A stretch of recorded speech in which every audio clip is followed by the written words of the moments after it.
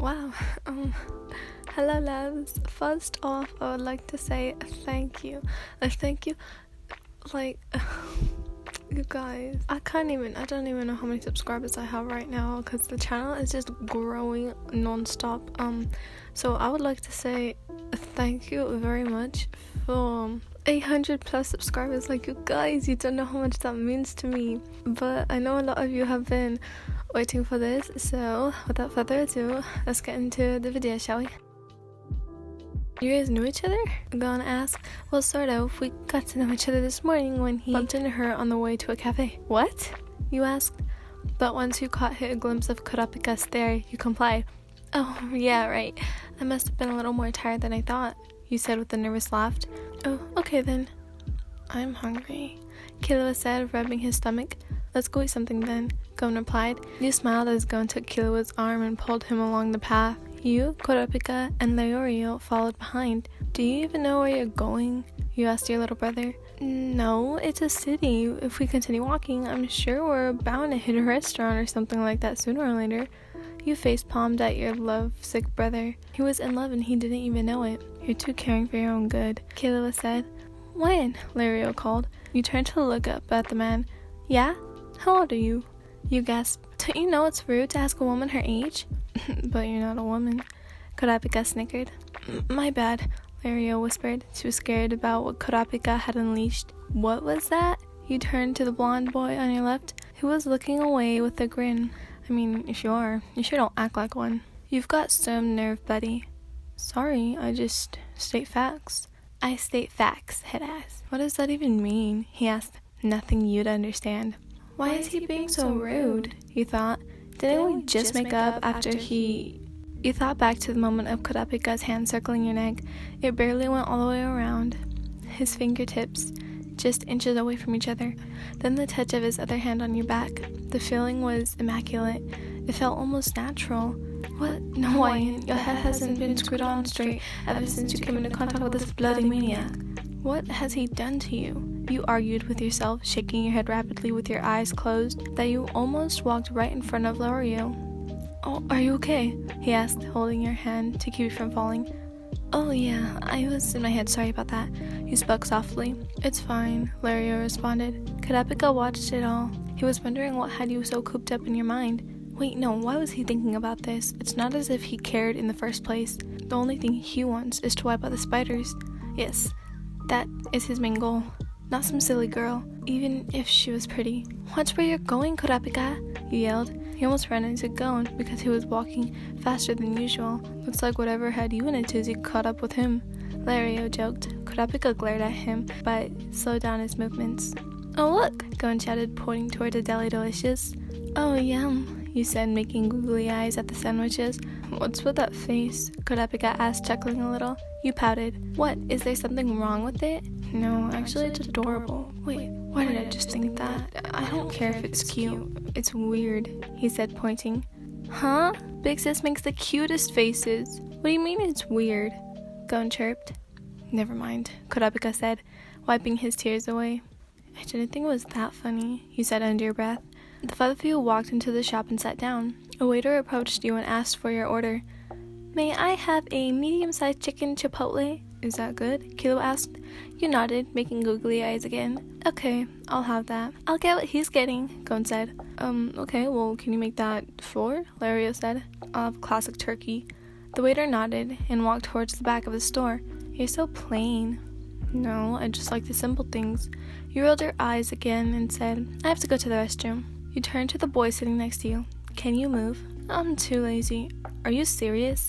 You stared at him. You think I can't do it? Kurapika smiled, removing his hands from the table. You're welcome to try. Oh, what's going on? Gon asked. Nothing. Let's play I Spy. Killua blurted out. Okay. Oh boy, Leorio said. You gasped at how little he thought of you. Alright, fine. He placed his hands on his thighs and smirked at you. You began scooting yourself towards him. You used the table to lift yourself, which was barely enough, though once you were literally sitting on top of him, he moved closer and whispered, Is that all? Oh, you cheeky bastard. You whispered back into his lips. You let go of the table and fell into his lap. You felt everything, from chest to legs. You then continued to move yourself out of the table. Oh shit, why is she moving like that? Finally, you turned back towards Kurapika. You better move when I come back. We'll see, he replied. Walking into the restroom, you bumped into a girl, which made her drop something. Oh, I'm sorry, he said. It's fine. You tried to help pick up whatever she dropped, but she insisted it was just fine. She rubbed you the wrong way, and you got an eerie feeling, though you decided to ignore it and go to the restroom. Once you were finished with your business, you washed your hands and walked out. You turned the corner to see that your food had already been brought to your table. Your brother, Kilua, and Lorio had already started eating, but 2 sandwiches remained untouched. You walked over and politely asked Kurapika to move once more for a bite of your sandwich. What? Why? I just got a sudden urge. What's up with you? You're acting weird, Kurapika, Gon said with his face half full. Oh, don't talk with your mouth full, you said, ruffling Gon's hair. Right, sorry. You laughed a little, then returned your attention to the oh-so-stubborn boy. Fine. If you won't move, I'll make you move, you said, determined. Oh, and how? You put your butt at the very edge of the bench and started scooting Kurapika, pushing him next to Lorio. Like that would ever work. You're moving, aren't you? Just give me a bite and I'll move. Never. Why are you so stubborn? I should ask you that. The two of you continued bickering, and eventually you just gave up. I hate you. I win, he said. I'm still not giving you a bite. Well, then I'm still not moving. You rolled your eyes as you sat on his lap, without hesitation, inching yourself over towards the middle of the boys. In that time, though, you felt oddly comfortable, and the feeling of naturalism came back. It was pretty late, and you and the guys had spent most of the time inside the restaurant, catching up, building your relationships, and arguing, mostly between you and the boy with the tabard. You had to admit, though, his earring and his body over yours felt quite nice. You're so dirty, Wyan, stop it, you thought as you yawned. Wow, guess I'm tired. Maybe if I just... You placed your head down, closing your eyes and laying your arms, which were on top of the table that lied in the restaurant. Guess Wyan's tired. Kurapika ran his hand through your hair on the back of your head. He smiled. He didn't know why, but he smiled. You woke up in a bed. It was later that you found out from Gon and Kilua that Kurapika insisted on carrying you back to the hotel. He said he didn't want to wake you. Yeah, right. He probably just wanted me to keep my mouth shut, you thought, smirking to yourself. And you questioned to the boys laying on the floor asleep. Well, it turns out that they just got here yesterday and hadn't booked a room, so I asked them if they wanted to stay the night here. Kilua finished. Okay. I hope you don't have a problem with it. Of course not. I've been wanting to get to know Lorio more. Kurapika too. Why do you say it like that? Your little brother asked. I'm not sure what you mean, but you... Anyways, what are you two planning to do today? There's an auction we want to go to. Your face dropped. Why would you want to go there? Well, there's a certain game we want to buy. Yeah, and there's only been 10 copies ever made. Kilua again finished. They are made for each other, you thought, giddy in your head. Do you want to come, Wyan? No, that's fine. Are you sure? Gon looked at you with worry. I'm fine, I'll just stay in tonight. If you say so. You walked into the common room, leaving Gon and Kilua to finish their breakfast. Picking up a plate, you scanned the dishes that were placed out. Then you heard it. Which one's your favorite? He called out. You didn't have to turn around to see who the voice belonged to. You had gotten so accustomed to it that it didn't surprise you anymore. Thought you were still asleep. You responded. Your loud ass woke me up. You scoffed, changing the subject. I heard you carried me home last night. I was doing a favor for Gon, don't read too much into it. Oh, and what favor would that be? Well, obviously you're too heavy for him to carry. And for you, I'm not?